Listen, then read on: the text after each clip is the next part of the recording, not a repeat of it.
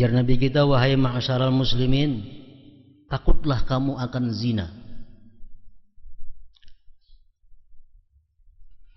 Karena sesungguhnya pada zina itu ada 6 perkara. 3 bahayanya di dalam dunia dan 3 bahayanya di dalam akhirat. Yang di dalam dunia bahayanya zina itu adalah hilangnya air muka, hilangnya aura muka, wajah. Artinya apa? Wajah orang yang penzina itu tidak ada punya cahaya. Yang kedua, orang yang berzina itu adalah dipendekkan Allah umurnya. Yang ketiga, dia akan fakir hidup di dalam dunia.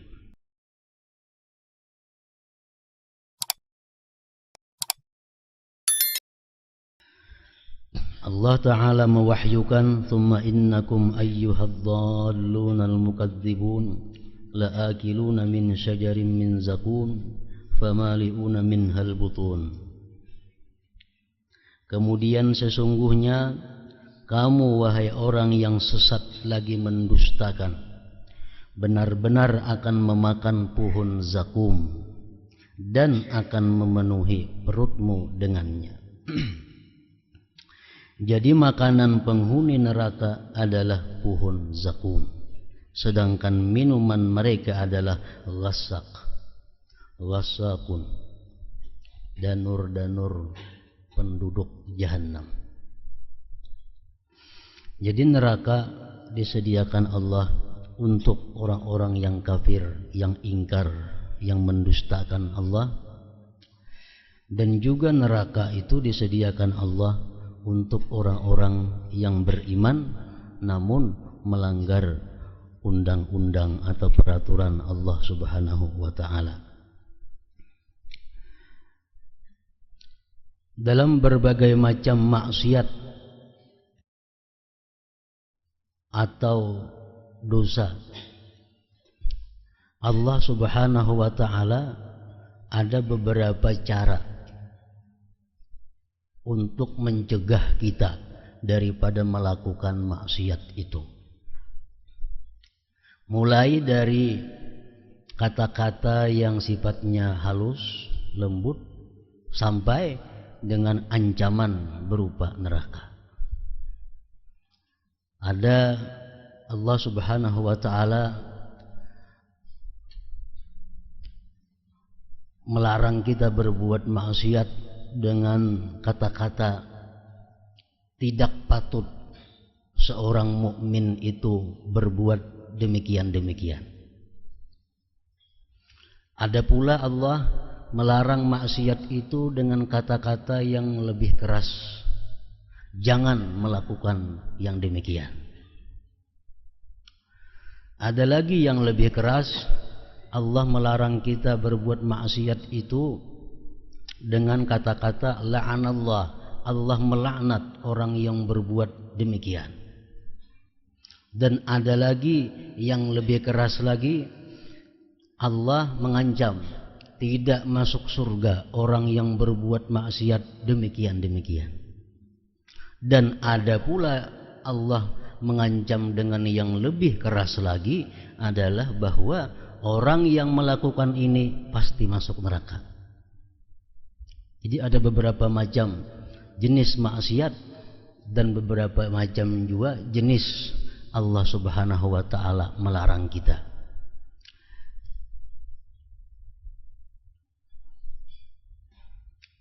Beberapa contoh di dalam Al-Quran dan Al-Hadis tentang maksiat yang diancam oleh Allah dengan neraka.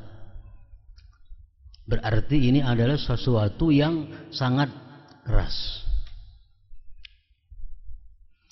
Antara lain Allah berfirman, "Man qatala mu'minan muta'ammidan fajaza'uhu jahannam" ila akhir. Barang siapa membunuh seseorang yang beriman sengaja, fajaza'uhu jahannam, maka balasannya nanti adalah jahannam, khalidan fiha, kekal di dalamnya. Membunuh seseorang yang beriman merupakan sesuatu dosa yang sangat besar. Ancamannya pun bukan hanya jangan membunuh, bukan hanya sepantasnya tidak boleh membunuh, tapi Allah mengancam dengan Jahannam. Rasulullah bersabda, "Idza lataqal muslimani bi sayfayhima fal qatil wal maqtul finnar." Bila dua orang Islam bertemu dengan pedang, berkelahi sesama Islam, baik yang membunuh maupun yang dibunuh, finnar, masuk neraka.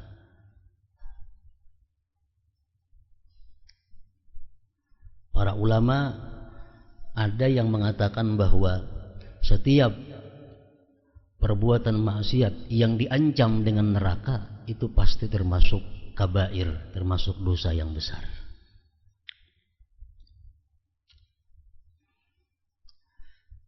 Firman Allah lagi di dalam Al-Quran, "Ma salakakum fi saqar, qalu lam naku minal musallin." Orang-orang neraka itu ditanya, kenapa kalian masuk neraka? Mereka menjawab, lam naku minal musallin, kami dalam dunia tidak sembahyang. Nah, tidak sembahyang, meninggalkan keparduan sembahyang, itu pun juga ancamannya neraka, nar.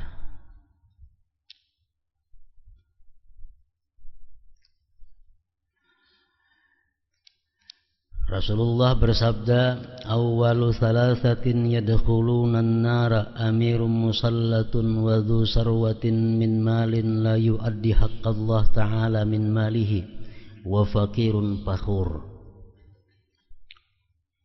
Tiga kelompok ini pertama masuk neraka. Yang pertama, amirun musallatun, pemimpin yang zalim.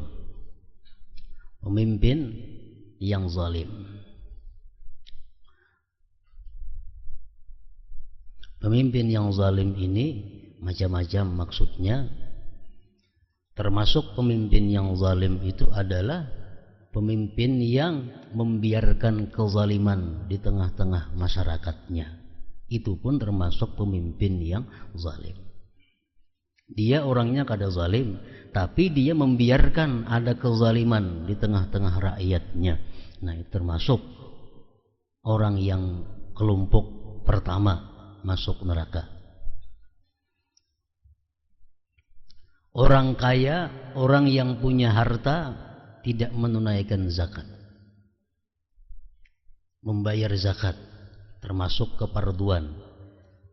Orang yang punya harta tidak membayar zakat, dosanya diancam Allah dengan neraka, nar. Dan yang ketiga, wa faqirun fakhur, orang fakir yang sombong. Jadi semuaan itu termasuk kabair, dosa besar. Rasulullah sallallahu alaihi wasallam bersabda lagi, "Ra'aitu lailatan usriya bi aqwaman bin nar mu'allaqina bi juzu'in min nar. Faqultu ya Jibril, man haula?" Qala, "Alladziina yashtimuna aba'ahum wa ummahatihim bid dunya." Waktu aku Isra Mi'raj, ujar Rasulullah, aku diperlihatkan di neraka itu ada orang-orang yang digantung di atas dahan-dahan yang terbuat dari neraka. Kutanya kepada Jibril, siapa orang yang digantung di dahan-dahan neraka itu? Jibril menjawab, itu orang yang mencaci maki orang tuanya, orang yang mencela ibu bapaknya, orang yang menyakitkan hati ibu bapaknya, orang yang durhaka kepada kedua orang tuanya. Nah, durhaka kedua orang tua terhadap kedua orang tua diancam dengan neraka, berarti itu termasuk kabair, dosa yang besar.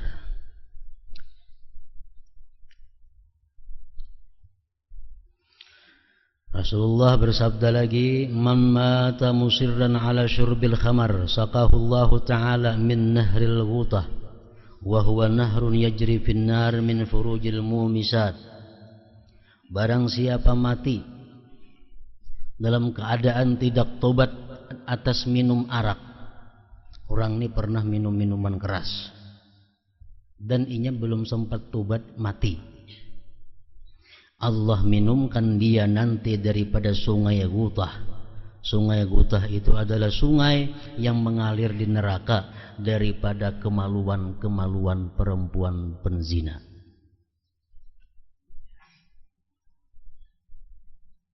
Orang yang minum khamar ini, kalau dia tidak tobat, dia mati, disiksa dalam neraka. Karena dia ada iman, akhirnya dia masuk surga. Dalam surga tetap dia tidak diberi jatah minum minuman khamar itu. Nah, lain halnya kalau orang minum khamar, kemudian dia sempat tobat, mati, nah itu kada jadi soal. Ini orang yang dalam dunia minum minuman keras, nah kemudian dia mati sebelum tobat, dia disiksa neraka, kemudian karena ada iman, dia dikeluarkan dari neraka, dia masukkan surga, tapi dia dilarang meminum khamar di dalam surga itu. Nah, demikian pula orang-orang yang memakai atau memakan sesuatu yang diharamkan. Misalnya laki-laki memakai emas dalam dunia, belum sempat tobat, mati, masuk neraka. Kalaupun dia ada iman, dia keluar dari neraka, tapi dalam surga nanti dia tidak diperkenankan memakai perhiasan-perhiasan emas itu, karena sudah dipakainya dahulu di dalam dunia. Nah, minum arak ancamannya neraka. Berarti minum arak termasuk dosa yang besar. Rasulullah bersabda lagi, ya ma'syaral muslimin ittaquz zina fa inna fihi sitta khisal, salasun fid dunya wa salasun fil akhirah, fa ammal lati fid dunya fa dhahabu bahail wajhi wa qisarul umur wa dawamul faqr, wa ammal lati fil akhirah fa suhtur rabb tabaraka wa ta'ala wa su'ul hisab wal azab bin nar. Ujar Nabi kita, wahai ma'asyaral muslimin, takutlah kamu akan zina. Karena sesungguhnya pada zina itu ada 6 perkara. 3 bahayanya di dalam dunia dan 3 bahayanya di dalam akhirat. Yang di dalam dunia bahayanya zina itu adalah hilangnya air muka, hilangnya aura muka, wajah. Artinya apa? Wajah orang yang penzina itu tidak ada punya cahaya. Yang kedua, orang yang berzina itu adalah dipendekkan Allah umurnya. Yang ketiga, dia akan fakir hidup di dalam dunia. Itu dalam dunia. Di akhirat, orang yang berzina itu pertama suhtur Rabb, Allah murka dengannya. Yang kedua su'ul hisab, hisab yang berat nanti di hadapan Allah. Yang ketiga azab bin nar, azab dengan api neraka. Nah, itu zina diancam oleh Allah dengan berbagai macam ancaman, menunjukkan bahwa zina itu adalah merupakan satu dosa yang besar. Allah Subhanahu wa ta'ala berfirman, innal ladzina ya'kuluna amwalal yatama zulma innama ya'kuluna fi butunihim nara wa sayaslawna sa'ira. Orang-orang yang memakan harta anak yatim secara zalim. Kita boleh makan harta anak yatim tapi dengan cara tidak zalim. Ini orang-orang yang makan harta anak yatim secara zalim, sebenarnya dia memakan dalam perutnya itu api dan dia selagi akan masuk neraka.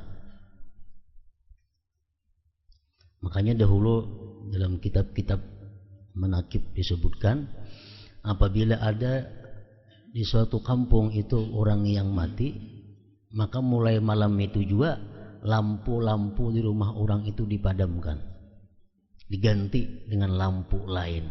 Kenapa? Karena itu ada hak-hak anak yatim. apabila yang meninggal ini punya anak yatim.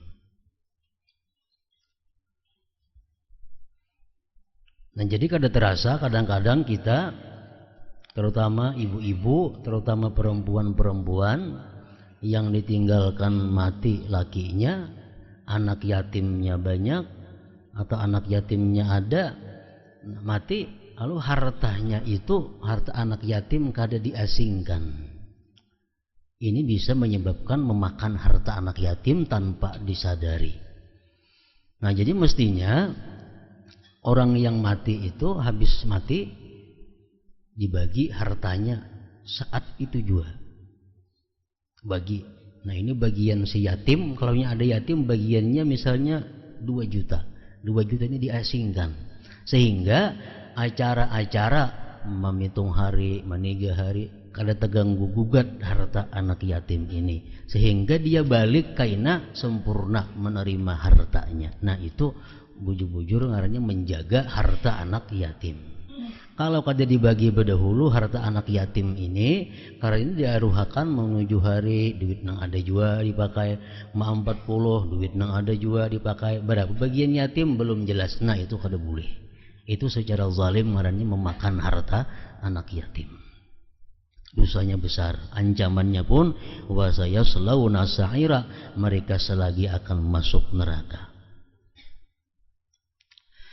Rasulullah bersabda, "Man kadzaba 'alayya muta'ammidan falyatabawwa maq'adahu minan nar." Siapa-siapa yang berdusta atas namaku sengaja, maka dia masuk neraka. Orang yang sengaja mengatasnamakan Rasulullah padahal bukan. Nah, ini. Misalnya ada hadis Nabi macam ini, padahal itu bukan hadis. Kalau kita tahu pada itu bukan hadis, tapi kita mengatakan itu hadis Rasulullah, berarti kita berdusta atas nama Rasulullah, itu termasuk dosa besar. Ancamannya nar juga, neraka juga.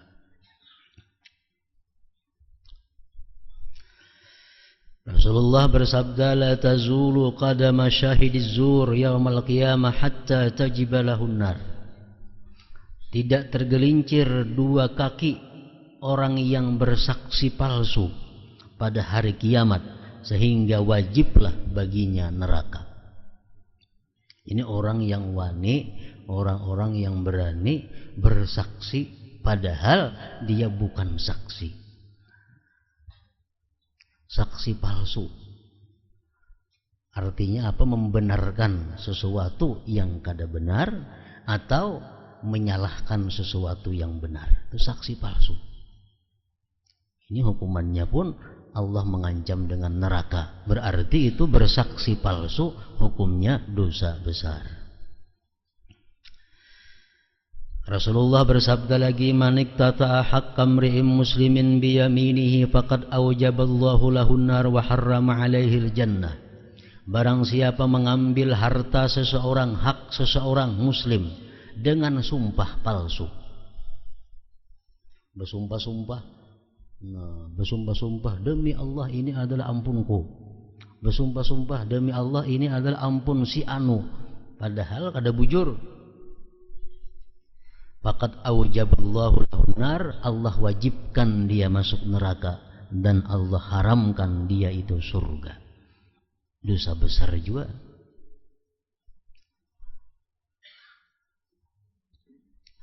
Khamsatun ghadiballahu alaihim in sya'a amda wa ghadabahu alaihim fid dunya wa illa amara bihim fil akhirah ilan nar. Ada 5 kelompok yang Allah itu marah besar atas mereka. Jika Allah mau, Allah langsungkan kemarahannya itu dalam dunia ini. Tapi jika tidak, Allah perintahkan dengan mereka itu di akhirat memasuki neraka. Salah satu di antara 5 itu adalah warajulun la ya'muru ahlahu wa waladahu bi ta'atillah wa la yu'allimuhum amra dinihim.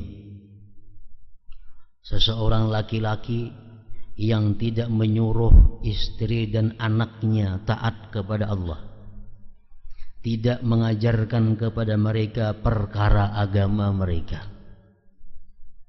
Ini tanggung jawabnya, taruhannya neraka. Allah marah besar kepada laki-laki yang tidak menyuruh istrinya, anaknya taat kepada Allah dan tidak mendidik mereka urusan agama mereka. Di antaranya termasuk yang 5 pula, warajulun istajara ajran fastaufa minhul amal walam yuwaffih ujratah. Seseorang yang mengupah, menyuruh seseorang bekerja, maka seseorang itu menyelesaikan kerjanya dengan baik, tapi dia tidak membayar upahnya. Nah, ini termasuk Allah marah besar.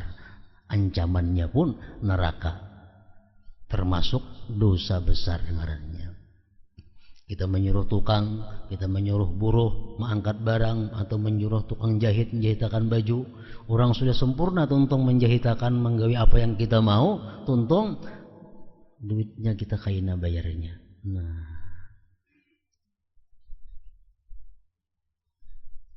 termasuk dimurkai oleh Allah. Hadis Rasulullah lagi menyatakan, la yadkhulul jannata lahmun nabata minas suhti annaru aula bihi.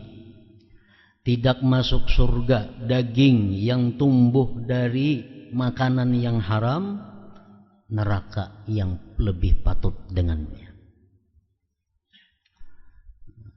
Kita memberi makan diri kita dengan makanan yang haram, memberi minum diri kita minuman yang haram, atau keluarga kita diberi makan makanan yang haram, diberi minum minuman yang haram.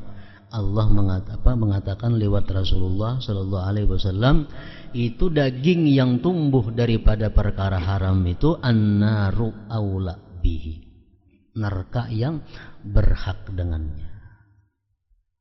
Jadi artinya apa? Memasukkan sesuatu yang haram ke dalam rongga kita, memasukkan sesuatu yang haram ke dalam perut kita, termasuk dosa yang besar juga.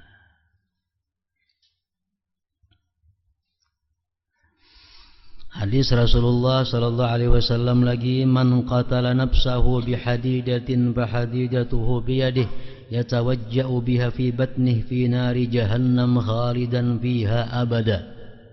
Barang siapa membunuh dirinya dengan besi, maka besi itu di tangannya dia tusukkan dengannya di perutnya dalam api neraka jahanam kekal selama-lamanya. Orang nang mati bunuh diri itu, amunnya mati bunuh dirinya lawan ladingnya, besuduk dirinya di dalam neraka jahanam, dia kekal setiap saat dia mencucuk dirinya dengan lading itu. Orang yang bunuh diri dengan minum racun, dalam neraka jahanam dia khalidan biha abada, kekal selamanya. Setiap saat dia diminumi racun yang diminumnya dalam dunia itu. Dengan pistol, nah setiap saat dia menimbak kepalanya lawan pistol itu. Bunuh diri termasuk dosa yang sangat besar. Diancam oleh Allah dengan nari jahannam khalidan fiha abada, dengan neraka jahanam yang kekal padanya selamanya.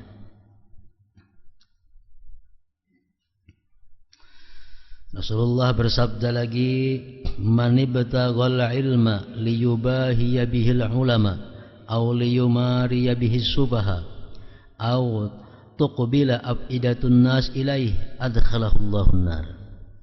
Siapa menuntut ilmu agama, maksudnya menuntut ilmu agama dengan tujuan supaya bertanding dengan ulama, atau tujuannya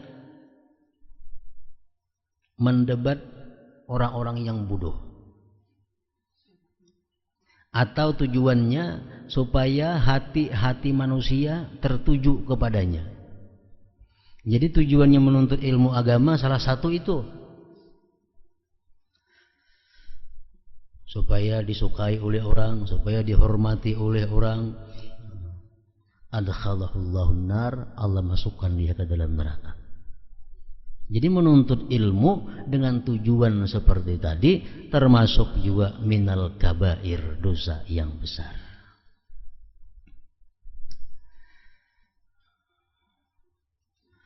Wa ammal arba'ul liwati finnar minan nisa famra'atun badhi'atul lisan ala zawjiha, imra'atun tukallifu zawjaha ma la yutik, imra'atun la tasturu nafsaha minar rijal wa takhruju min baitiha mutabarrijah, imra'atun laysa laha hammun illa al-aklu wasyurbu wan naum wa laysa laha ragbatun fis salah wala fi ta'atillah wala ta'ati rasulih wala ta'ati zawjiha.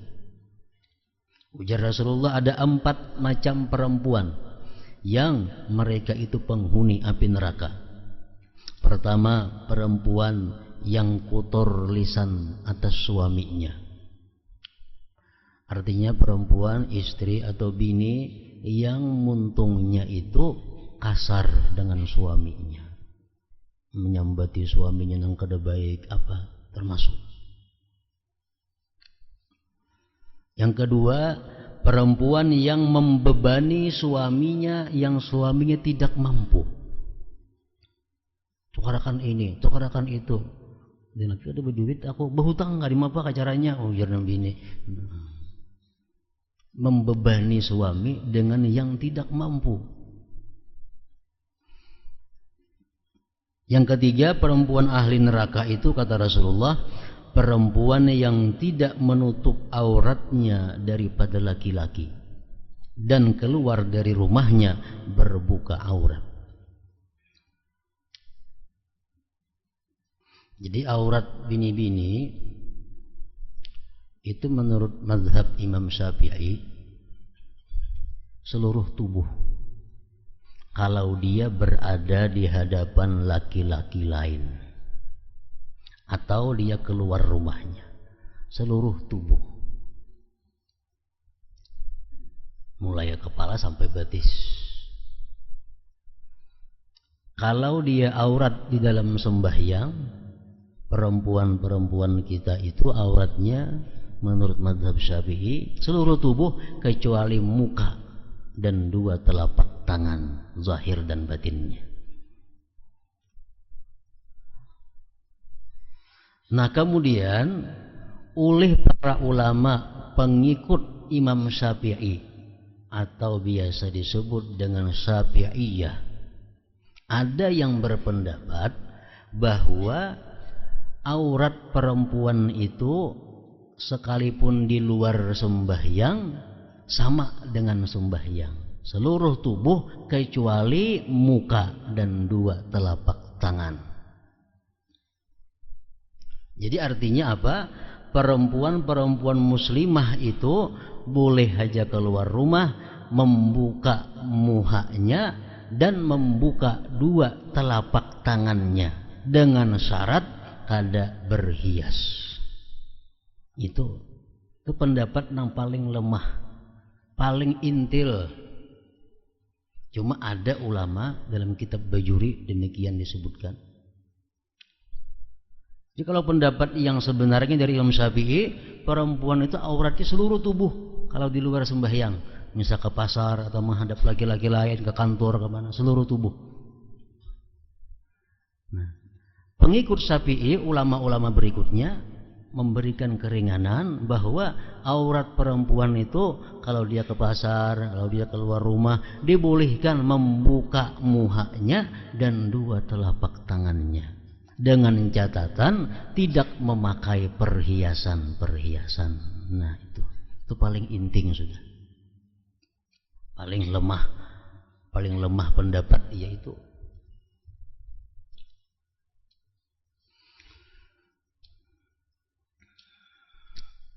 Termasuk penghuni neraka yang ketiga adalah perempuan yang tidak menutupi auratnya daripada laki-laki dan keluar rumah mutabarrijah, berbuka aurat. Jadi artinya ringkasnya supaya paham, bini-bini itu kalau keluar rumah juga ayo berbuka muha, ayo berbuka telapak tangan, silahkan. Cuma syaratnya jangan berhias, jangan bercalak mata, nah, jangan begincu, jangan be-make up. Nah kalau sudah macam itu, kada ada lagi mazhab nang membolehkan. Habis sudah mazhabnya. Mazhab nang paling inting, nang paling lemah, bini-bini itu boleh keluar rumah berbuka muha dan 2 telapak tangan. Itu paling lemah sudah. Lemah badan itu kada ada lagi. Itu pun bersyarat jangan berhias, tangan jangan berpacar, jariji jangan berutas macam-macam mencela-cilang. Jadi itulah yang mesti dilakukan oleh perempuan-perempuan muslimah. Itu mestinya macam itu.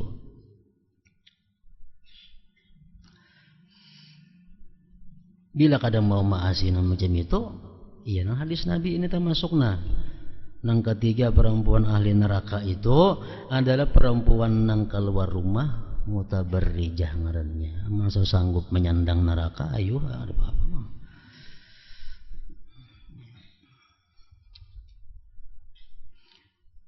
Nang tak biasa keluar rumah be-make up, bepupur, diubah kada bepupur, rasa ngalih, rasa sulit.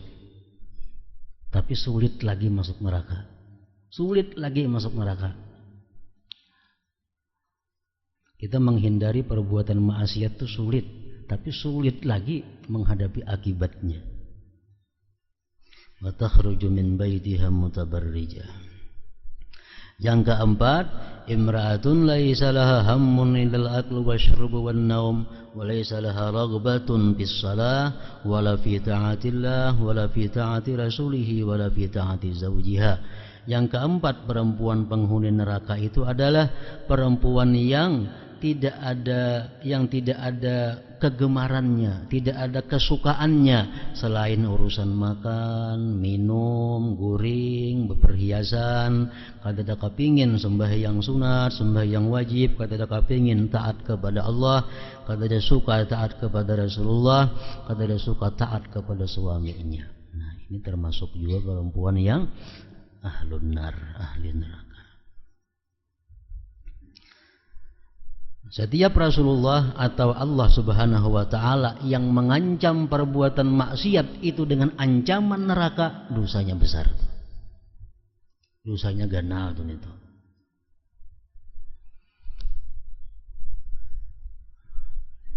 Jadi ancaman yang diberikan Allah bertingkat-tingkat tadi. Mulai kada sepantasnya orang beriman berbuat demikian. Orang beriman jangan melakukan demikian. Yang tertinggi lagi, laknat Allah bila melakukan demikian. Yang tertinggi lagi, kada masuk surga orang yang melakukan demikian. Yang paling berat adalah penghuni neraka orang yang melakukan demikian. Nah, ini maksiat-maksiat besar yang perlu dijauhi.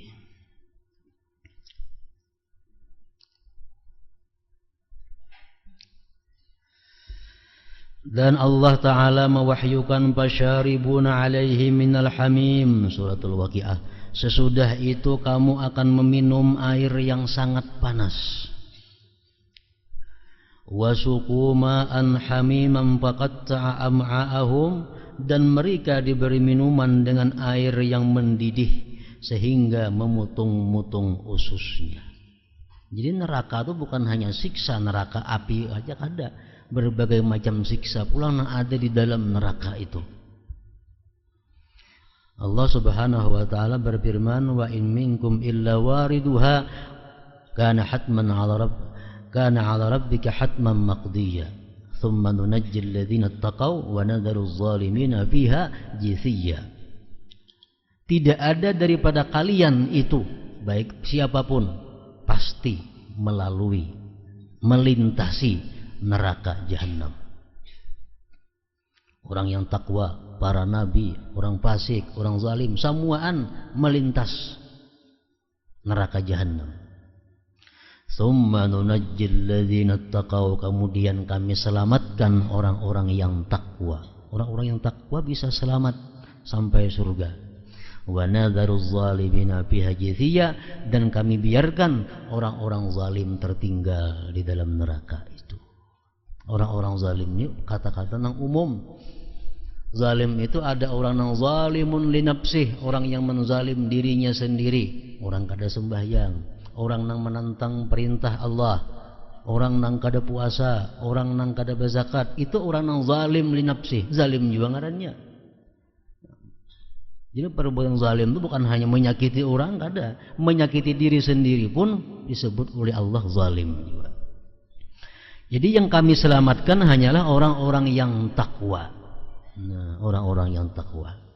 Jadi dengan Islam kita terhindar daripada sebutan kafir dalam dunia.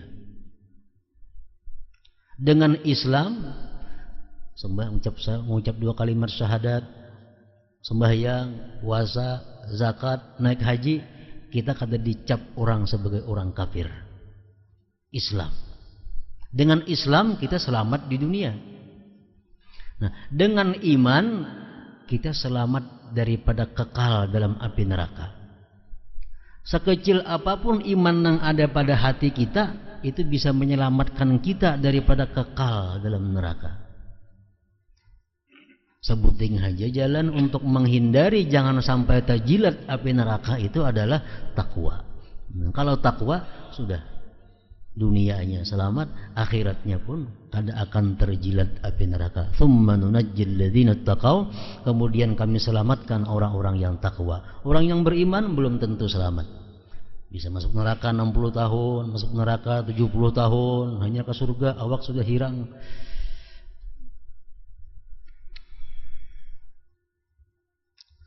Ibnu Abbas radhiyallahu anhuma berkata, Rasulullah sallallahu alaihi wasallam bersabda, "Law anna qatratan min az-zakum qatarat fi biharid dunya, la afsadat ala ahli dunya ma'aishahum."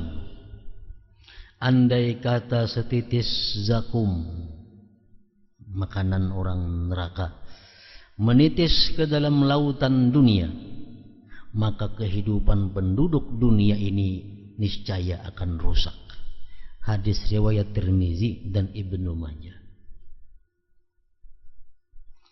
Memang manusia yang dimasukkan Allah ke dalam surga itu diberikan Allah kekuatan yang luar biasa sehingga bisa menikmati berbagai macam fasilitas surga.